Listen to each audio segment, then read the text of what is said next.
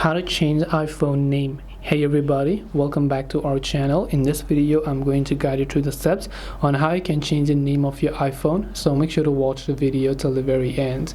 In order to basically change the name of your iPhone, all you have to do is go ahead and then first of all launch the settings application over here.